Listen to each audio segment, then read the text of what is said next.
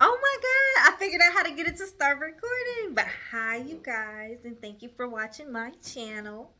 Okay, so if you saw video number one of how I got fired from General Mills, oh, he's so ugly in the background. But if you saw number one, how I got fired from General Mills, this is the story of Big Head Orange Shorts. Okay, so you already know a few months into me working at General Mills, a group of dudes ended up giving my mom their number to give to me. So she went through, scoured through the numbers, and she gave me one of them. Well, he really gave it to my mom's boyfriend, but they went through them together. So she gave me this dude number. She was like, yeah, out of all of them, he was the only one that seemed like he had some on his mind. So we started texting or whatever. Now in my mind, I was like, okay, I wonder where this little friendship is gonna go, because as y'all know, back then I was focused on school and finding a job in my career field. So I was not interested in dating back then. But you know, if it happened, it happened. And I lived with my sister at this time, so I wasn't really comfortable bringing anybody over. No, I had three three roommates. My sister, her husband, and Asphalt, which you know who Asphalt is from the last story. Um, so, anyways, we were talking or whatever, and he was like, "Oh, we should link." So I pull up just so we can sit in the car and conversate or whatever for a while. And that's when I found out he stayed with his grandma, and the kids was like in love with me. They were so head over heels. They were so sweet and adorable. And he was like, "Yeah, kids are always cute when you don't gotta see them all day." I was like, "Oh, your grandma probably think the same thing about you." So that that moment, us conversating, it was so deep. We ended up going on our first date. And for our first date, we went to go get ice cream. We went to Covington Square in Covington, Georgia. And while we were walking around, I saw this little ice cream shop, and I was like, "Let's get ice cream." And he was like hesitant about the ice cream. Like I was like, "Is the ice cream nasty? Is it a bad idea, or is it hot?" Because you know these ice cream places be high as fuck, and sometimes the ice cream be like freezer burnt. So I'm like, "Is the ice cream nasty or is it hot?" And he was like, "Oh, it's a little bit high, but we can definitely go there still, because you know it's whatever." Now in my head, I'm like, if it's high, we could choose somewhere else, because last thing you want to do is pay $8 for one scoop of ice cream. So we're eating the ice cream, we're walking around the square, and it was a good little date. So this is where everything turns to shit. After that, anytime he hit me up and we hung out, it was like me, him, and his brother. It was always giving his brother rides, taking him and his brother somewhere. And after a while, I started to feel like I was being used. Um, Even though it only happened on like four occasions, but I wasn't feeling that vibe. So then I had went to his grandma's house one day, and they were in trouble or whatever. I don't know what they did, but they was in trouble. And he was like, "Yeah, I just need a ride to the pawn shop." Now I know pawn shop addicts. So in my head, I was like, I do not want to be taking him to the pawn shop so he can pawn something that he damn stole. And he was like, "Nah, my grandpa gave me this thing for the car, and we're about to see how much it's worth or whatever." And I'm like, "Okay." So I drive them there. The whole ride there, they start acting weird. Then his brother mentions that they actually stole the shit from their grandpa. And right now, we're all going to go pawn stolen goods. And it was like a little car battery charger thing. So they were worth a couple $100s. But I was like, "Oh my God, he got me riding around with this stolen ass car equipment to go pawn it. Then if they turn it down and they don't give him the price that he want, we're gonna be on videotape going pawn shop to pawn shop with this damn stolen ass shit." So at that point, I was mad as fuck. But we ended up kind of squaring it away.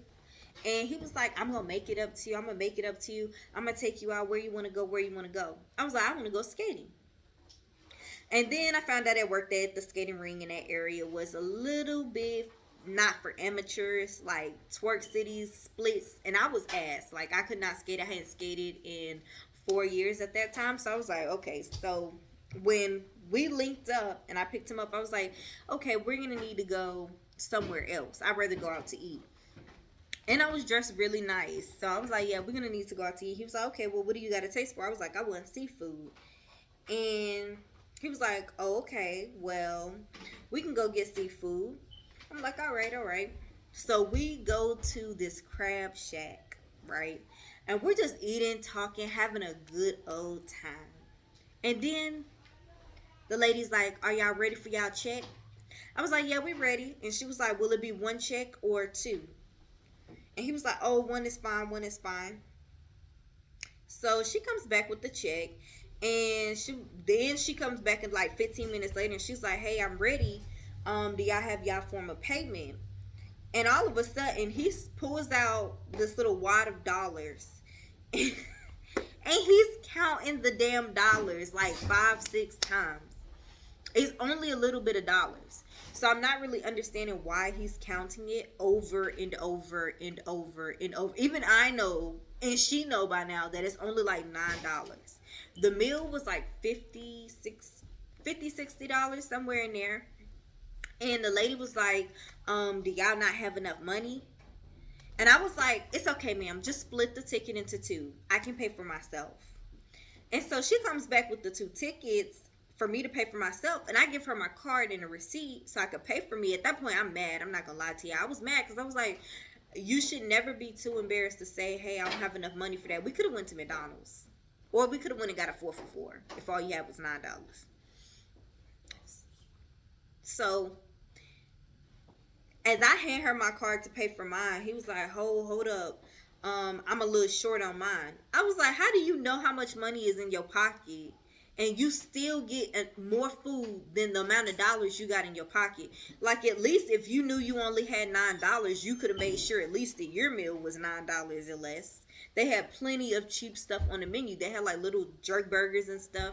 So I was not like, I felt like he was really trying to get a free ride off of me at that point. Because why else would you come on a date with $9? And so at that point I was mad. I was like, ma'am, just go back and put it on one ticket. And she was like, is this going to be the last time? She was sick of our ass. She was ready for us to fucking go. I was like, first of all, we could leave without paying.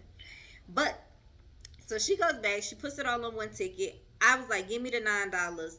He was like, yeah, I'll pay you back later. I'm like, because he's not paying me back. That's just common sense. I'm not getting my money back at all for this. I could already tell. So at that point in my mind, he like immediately drops from like someone to potentially talk to just like a friend. Like, we're just friends. That is it. Only because he brought me out the house to humiliate me when I could have stayed at home. And being honest, $9 wasn't even enough to go to the only skating rink in the city. Like, you got a whole phone. You could have easily looked up how much it costs to go skating. And the skating rink was like $20, $30. So when we got to the car after I paid and we were talking, like, he was so humiliated, and I felt so bad for him. He was so humiliated. He didn't want to talk, make eye contact or nothing. But he was like, yeah, I'm going to pay you back, and I'm sorry. I thought we was going skating. I'm like, you know, the skating ring is like $30, right? You still didn't have enough for us to go skating. Like, that's not even a good argument. And I was like, why would you offer to take me out on a date if you didn't have no money? You could have just said that. We could have hung out for free. And he was like, oh, well, I didn't know. I was just trying to impress you. I was like, well, I don't know what he thought, what kind of impressing he thought he was going to do with $9 at a seafood shack. Because what if I didn't bring my money because I just trusted that he was going to have money? We would have got put the fuck out and they would have called the police on our asses. TJ, come here. That's my brother in the background yelling. Please ignore him because I'm not going to edit that out. But yeah. So, he couldn't even face me. So after that, he started like dry texting and everything. I'm like, first of all, I'm not even looking at you as a love interest. I thought that we were at least friends. But now how you dry texting and acting real still, I don't know if your pride's been hit or what. But at this point, I feel like at least give me my $40. Period. But long story short, we ended up never talking again. After a while, I just ghosted him. He hit me back up like a year later to reconcile. But honestly, I was so mad that he humiliated me and never gave me back my $40. It just was what it was. And yeah, that's the story of when I went out with that dude that ain't had no fucking money for the date. None. It wasn't even close.